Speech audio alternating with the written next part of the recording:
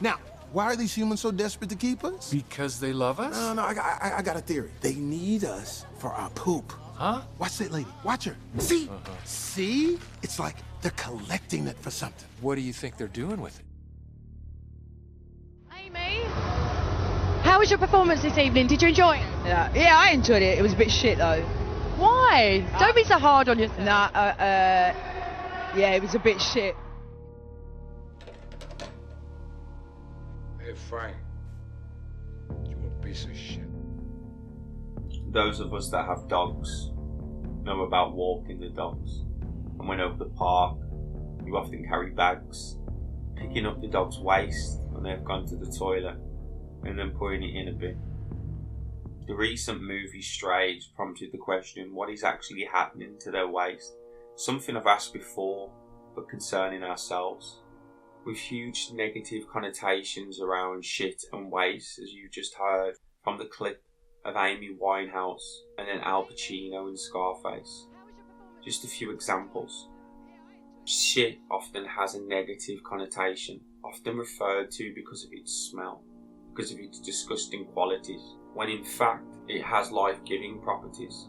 The aim of this video, as many already know, was to show that our waste actually has great purpose, and throughout history our waste has been used, such as in China and Japan, to help fertilise crops, fertilise the soil and the land, and that includes human waste, our own waste which we are flushing down the toilet.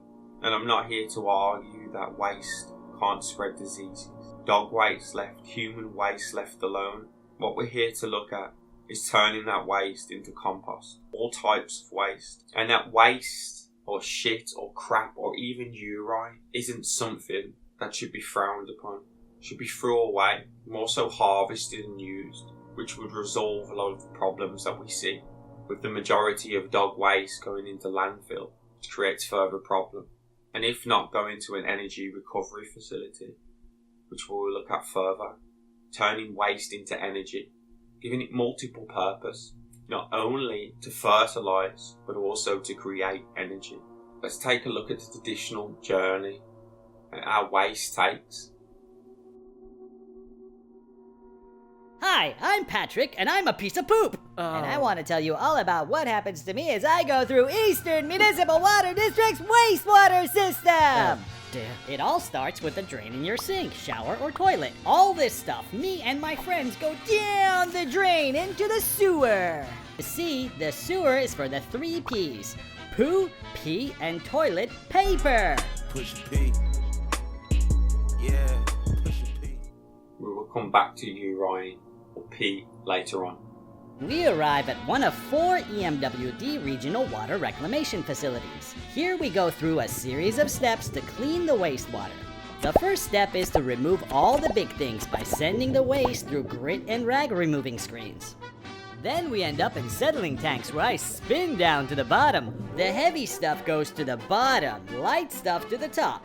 Then the top and the bottom are skimmed away. Now, this is where I leave the water behind. Both the water and the poop have organisms in them. The organisms eat all the bad stuff in the water and they turn the poop into gas, PU. And all this gas is actually used to power the engines that pump the water. When it comes to renewable energy, solar, wind, and hydro keep coming up as number 1. But what about number 2? Literally. I'm talking about, well, poop. There's a rich carbon-neutral resource that we could tap into, turning crap into energy instead of flushing it down the toilet. It could be used as a coal alternative to sequester carbon, strengthen concrete, and more.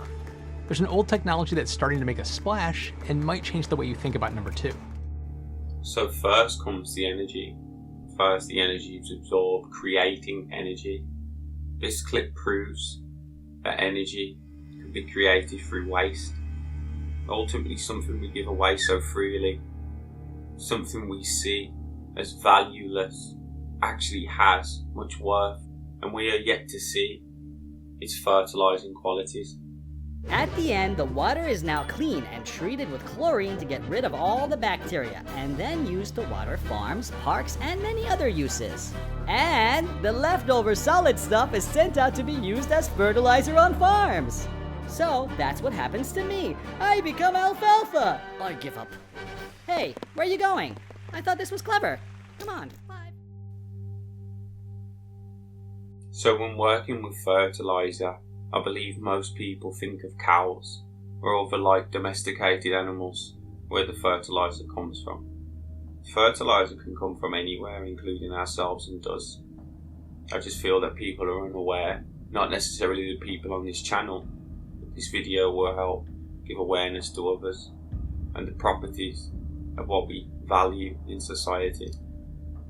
For if we fell back from more technology and went back to a more basic way of living, these are the type of questions and thinking we'd have to undertake, and the shit or unvalued items or materials in this world that we consider waste would ultimately turn out to be the more value. The same as the happiness of the heart can never be bought with gems, diamonds and money. The values in the world have been inverted. So the question may be prompted, how do we turn human waste into fertilizer? Working with poop in Haiti may not necessarily seem like something you could really put your heart into, like a job you could really love. But basically, we've created this way to do this work with dignity and to make a livelihood that you can feel proud of. We convert human waste into fertile soil that can be used in agriculture. Instead of being dependent on foreign countries to send fertilizer to restore Haiti's soil, ecological sanitation is a way that Haiti can use the resources that we have here to actually generate something locally. The impacts of people not having access to a toilet are twofold. It's about public health, and it's also about the environment. We really rely on the power of ecological systems. Once we dump the waste, most of the work is done by naturally occurring soil microbes. The decomposition is ongoing, and after about 6 months, we have a finished product, which is just this beautiful, rich soil. Qui est fertilité, mais je dis tout sol yo fertile à la tête de compost la caille. Compost la caille, c'est ça net. Nous mettons 6 000 dans le sol là, qui rend le sol là fertile.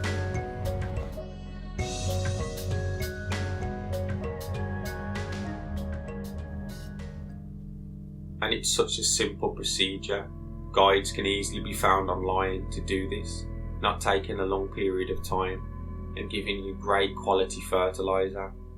But instead, we go out to the shops, listen to the TV, and buy what they take so freely.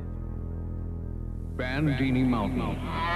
Man dares to go where only cows have gone before. Bandini is the word for fertilizer. Made in Australia by a family-owned business. Trusted by gardeners for over 44 years. Try Searles 5-in-1 organic fertilizer today. Searles, growing gardens for generations.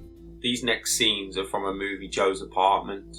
It prompted in my head after watching The Strays, and I remember the scenes of him running around collecting shit literally off the streets from elephants, horses, wherever he could get. And I remember a flower growing in the pile of shit. Let's take a look. Shit. Hi. Hi. It's a band. What is? This? What are those for? Oh, it's a community garden. We're gonna plant flowers and have a playground for kids, vegetables for families. Cool. Yeah, but the lot is totally bare of soil. We're gonna need fertilizer. Fertilizer? Yeah, a lot of it. And then I saw your sign, I thought, that is exactly what we need. What? Well, maybe I can help out. Wonderful. I'm Lily. I'm Joe. We need fertilizer. Lots of it.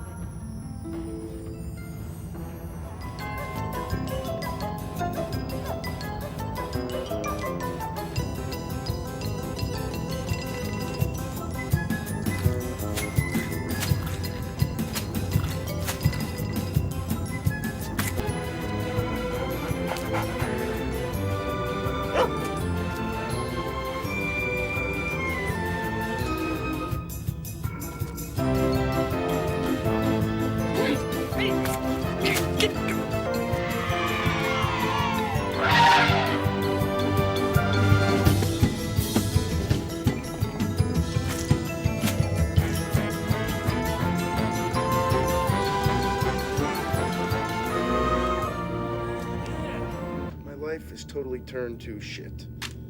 Funny thing about shit, Joe. Good stuff tends to grow out of it. Yeah, right. You don't believe me? Check out that bag in the corner.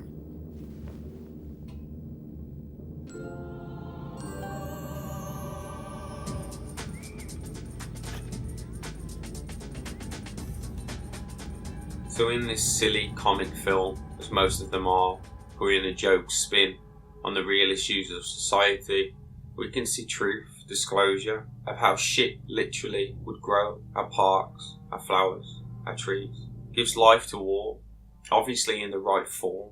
First appearance is like a lot of things, it's off-putting.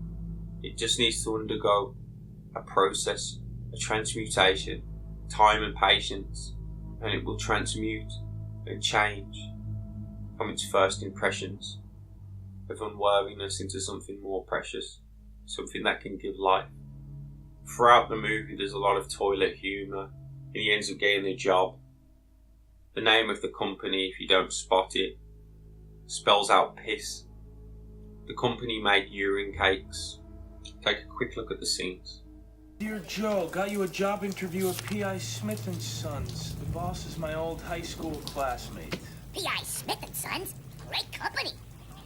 You've heard of them? They're the biggest manufacturer in New York. What do they make? When I was about your age, I woke up one morning, I said to myself, urinal cakes. That's the future. So, I decided to aim for men's room manufacturing. Welcome to the research department for P.I. Smith & Sons. You will play an essential role in our quest for the perfect urinal cake. Use product retrieval. Your first assignment, retrieve all used product from the restrooms at 58 East 161st Street, the Bronx. What's this? Those are super mulching pellets. Great for growing things. Huh, I've never seen them before. It's new technology. Could you get some of these for the garden? As many as you want. Thank you. You're great. Gonna shut down the whole urinal cake division. Don't forget to take this. Come on, this way, gentlemen. Let's get going. Roll it over here.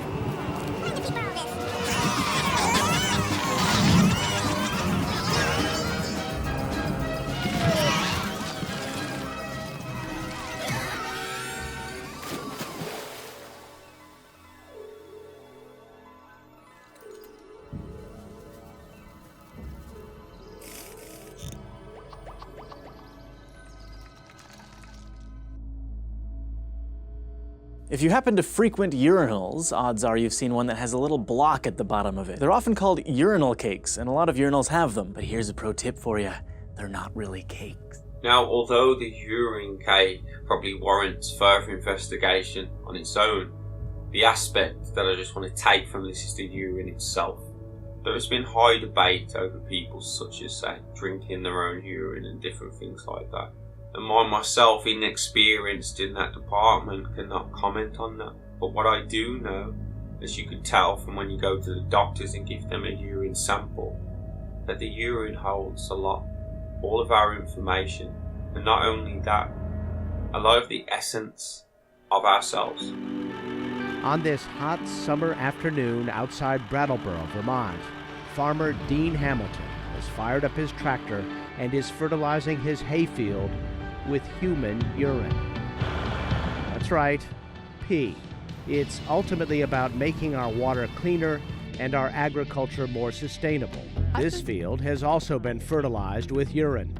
There's a great quote by Buckminster Fuller about how pollution is nothing but the resources that we're not harvesting and that we allow them to disperse because we've been ignorant of their value. Fertilizer is made of nutrients like nitrogen and phosphorus that require huge amounts of energy to produce. Urine is full of those same nutrients, but we literally flush them down the toilet. What we want to do is we want to fix two problems at once. Create fertilizer that can then sustain our agriculture, at the same time eliminate waste on the one hand and the need to mine and create fertilizer on the other hand. It could be seen as a golden elixir, and when looked at through the eyes of alchemy, in alchemy you have the waste product and the elixir end product, and in a human body the elixir would potentially be the urine. Still more, the waste still has purpose in our case, and it reminded me of the scenes from the movie Perfume, the story of a murderer. A boy born with miraculous smell, further on into the story is recruited by a perfumer and ends up creating beautiful, ultimate fragrances through alchemical means, and the processes which he undertakes. I remember one particular scene with the roses, squeezing the rose's essence to gain its essence. Ultimately reminds me of a similar process in ourselves with the urine. The funny thing is, with urine compared to the process in the movie, is obviously this a chemical process through the taking of essence through plants. It gives a beautiful smell, and in our case, it gives a horrid one. Again, that itself warrants deeper questions and a deeper conversation. I'll quickly jump into the movie Waterworld. If any of you have seen it, you may remember the tomato plant in Waterworld. And from this clip you can see again the power of urine. It is what is used to create the water to feed the tomato plant and also himself. It is taken not only from him but also from his companions.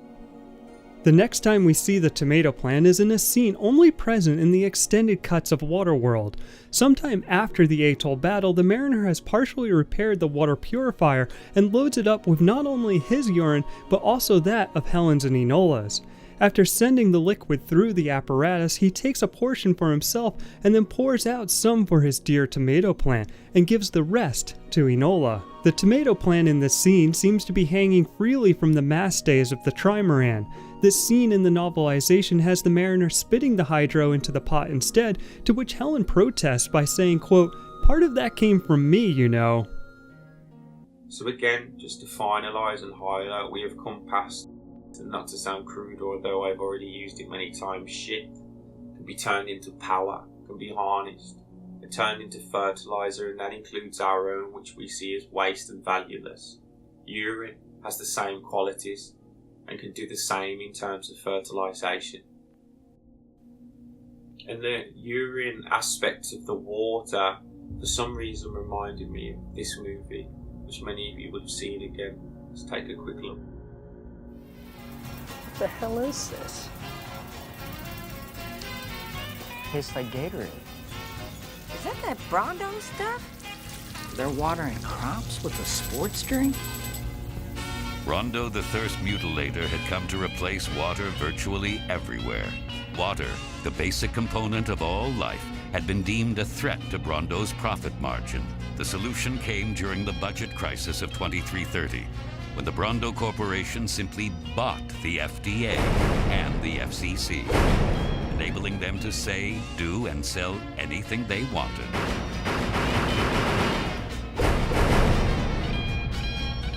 Joe didn't know any of this, but he did see a problem that he might actually be able to solve. With his options running out, Joe took a bold step. He would not get out of the way. This time, he would lead. For the last time, I'm pretty sure what's killing the crops is this Brondo stuff. The Brondo's got what plants crave. It's got electrolytes. So wait a minute. What you're saying is that you want us to put water on the crops? Yes. Water? Like out the toilet? Well, I mean, it doesn't have to be out of the toilet, but yeah, that's excuse the idea. me. I think this might be Gatorade or something. I was just looking for some regular water. Water? Yeah.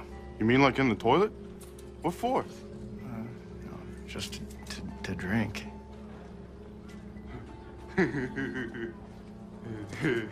Okay, look. The plants aren't growing, so I'm pretty sure that the Brondo's not working. Now, I'm no botanist, but I do know that if you put water on plants, they grow. Well, I've never seen no plants grow out of no toilet. After several hours, Joe finally gave up on logic and reason and simply told the cabinet that he could talk to plants and that they wanted water. He made believers out of everyone. Joe didn't know it, But the beloved electrolytes were salts that had been building up in the topsoil over the decades, killing plants and leading to the Dust Bowl. As Secretary of the Interior, Joe ordered all crops to be switched to water, promising that over time, plants would grow and the Dust Bowl would end. And I think the aspect which I want to highlight from this movie, because there is absolutely loads, as we all know, it is highlighting so much which is becoming true in society, is the aspect of the forgetting of what is valuable in this world, the basicness, how water is replaced with something similar to Mountain Dew, how our crops in society are being sprayed with chemicals and not natural products, and ultimately it's changing them, and we wonder why we're having failures, why there are diseases in the body. For it is a food chain, and whatever we put on our crops ultimately will affect us. But taking it further, as I always talk about analogy, but again there are many in this movie, how they are spraying the Mountain Dew on the plants. Society today drink all kinds of energy drinks, Mountain Dew, Monster, even Coca-Cola and all the fizzy drinks. Ultimately, we have plants and we're putting different chemicals and things that aren't good for our body inside of ourselves instead of the most basic natural requirements it needs. Society has forgot the basics. The children and today of society seem to forget the value of base forms such as water, and it has been replaced with the artificial. Our waste, which can be converted into fertilizer and power, has also been frowned upon and shunned away. We buy water in bottles, plastic, the very thing that is polluting the water. How crazy. So again, working on multiple levels, working on the body and talking about our waste, talking about what we forgot about value, but also working on a world scale, how we have forgot the basic necessities of the planet, replacing the natural with the artificial, and ultimately throwing away what is useful. One final clip that I want to leave you with is a clip out of the movie The Survivalist, where instead of urine or waste, in this case, it is semen or sperm. But it doesn't take much thinking that if semen or sperm can create a baby and create growth, that ultimately it would do the same in the soil. And in this movie, if no one has watched it, the world has ultimately ended. He's forced to the very basic requirements of life, having to revert to whatever means necessary to survive. Fort Worth dog owners, you are now warned. The city is considering a new poop rule, clean up or pay up, and that includes your own front yard. News 8's Lauren Zakalik has the scoop. Hey, yeah, no, this story definitely stinks. The guy who was caught on camera letting his dog poop all over the front yard and just walked away. He never picked it up. And the homeowner, well, as you can imagine, he's not too happy about it. And to all dog owners out there, this is not an excuse not to pick up your dog mess. It is more one to highlight the advantages of harnessing such things yourself or in a local community instead of freely giving them away, for them to create further problems or to profit from it themselves.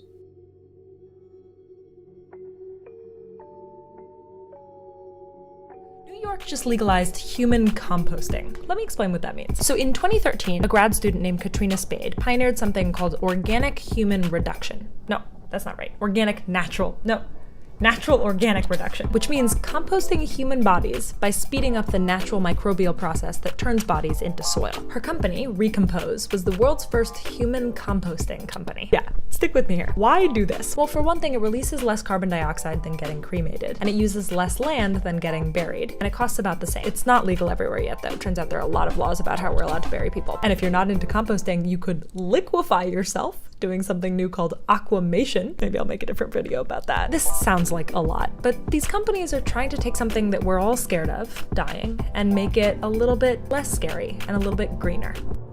So we have covered shit and piss, two elements of human waste. But what about the human itself? The human, if not cremated, is put into a graveyard or a cemetery. Now the graveyards I've mentioned before, as the word gravy is in the word graveyard, and ultimately what she's just spoke about. And if you're not into composting, you could liquefy yourself, doing something new called aquamation. Highlights the liquidization or the gravy element. Gravy essentially being all the remains of the meat, essentially all the juices and goodness compile at the bottom. If this was happening, this would be a liquid like tar or oil which would form at the bottom of the cemetery, just like gravy dripping down. The word cemetery itself has meter in it, which to me highlights some type of reading, generally associated with energy. And we've already looked at the elements of shit and piss and their relation to the production of energy itself. Even further than that, there are stories, talk, myth of the human body itself being able to turn into something much more refined, just like organic matter that is pushed to the bottoms of the earth, pressurized and heated, and then changes into a more refined form. Could this be possible with the human body? As in the human body, we have a chest cavity which contains all of our main organs. The chest itself could be compared to a treasure chest, and the organs, if pressurized and heated, potentially turning to gems. More interestingly regarding the treasure chest is it's made of wood, and wood obviously comes from trees, potentially highlighting that inside of wood, inside of the trees, is resources of great worth, of great value. This edges on to the old world that we've seen of petrification of our giant trees, titans, and peoples of the past. Generally, alongside the treasure chest is a skull, and the skull ultimately would contain the brain. But when we look at a treasure chest that always has a skull by it, what is it ultimately saying? It should be signifying the human body. That ultimately there lies the chest with its treasure intact, and the skull to signify the human. Obviously, spiritually, you are the treasure. You are the very treasure. We all look for treasures of the world externally when it is right there within inside of you. But physically, it seems that you are also the treasure, quite literally the treasure that can be buried up and of worth great value. So we have the spiritual side meeting the physical side. Treasure chests in general are associated with desert islands, and desert islands for me highlight the dead and the buried peoples of the past. An island which ultimately has been destroyed, an island which has been wiped of life and organic material and matter.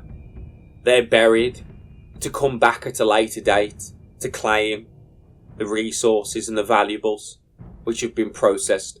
To find any treasure on any island, generally a map is added alongside this. And treasure itself, if we look at the word, contains the words Eurotree, highlighting the importance of our trees and what they now are in the world, signifying the micro-macro, that we're really a tree and we ourselves have huge resources. But more so than this with the treasure map is the X marks the spot. And think of graveyards. What do you find scattered throughout the graveyard? X's, crosses, marking the spot. We call these headstones. You may be asking in regards to the key, the golden key, which usually opens the treasure chest. For me, this may be in relation to a golden key is in terms of vibration. A golden key, like a golden cord, a golden vibration. And further to that, pointed out by Erica, you have skeleton keys, which is a type of master key that opens all things. And keys in the beginning, interestingly, were made out of either wood or bone. Again, us relating back to the trees. And then to take this even further, who are the ones that go out and try to gain the treasure on these islands? They are pirates. In the pirates we can compare to the elites. And the elites having mining corporations, related to the ships and the maritime law, the digging and harvesting of the old world, searching the earth for precious resources, raping islands of their treasures. The pirates of our literature and myth and of our past in today's world would be the elites and the mining corporations that are raping and pillaging the earth, taking its treasures, and in turn leading to destruction for more treasures to be placed, to be buried up in the future. So just quickly regarding the pirate patch, obviously that relates to the all-seeing eye, the covering of the one eye, the Illuminati, world domination and the agenda. But interestingly, the peg leg caught my attention as well. Now for me it could mean multiple things. could essentially say they aren't quite human. Maybe the first form of cyborg, the first form of transhumanism. The one leg could also fall into the eye patch as it's the same side, symbolising again the one eye or the all-seeing eye. Again, it's made out of wood, so it could highlight the harvesting of trees in the old world.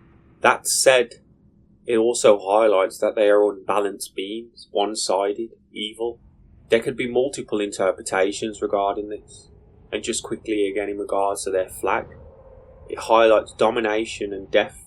It's funny it's called the Jolly Roger, as it's the actual opposite of that. We know that the British colonialism carried on the piracy, and ultimately just a new face. But the flags, essentially, and the skull on the flag being black, highlights domination and death. These flags of today's world have changed, but really, still highlight the same things. Domination, control, and manipulation. So as we can prove and see from the evidence that the human itself is a very good form of compost, and essentially, just like the piss and the shit, we are energy, adding to the earth. But further than that, it also seems our shit, our piss, and ourselves are worth much more. They are precious, and not only add to the energy, but are the fundamentals of life. The waste of today's world is actually treasure, which can regrow, rebirth, and continue life in a natural cycle, which we are freely giving away, where trash turns to treasure. And isn't it funny how we, the public, are considered the scum or the shit of this world? And if you take this message in the right way, it is us with the right time and under the right pressure can turn into power, and that power help fertilise the world again. Fertilise the world and also the hearts and minds of its populations. Love and light.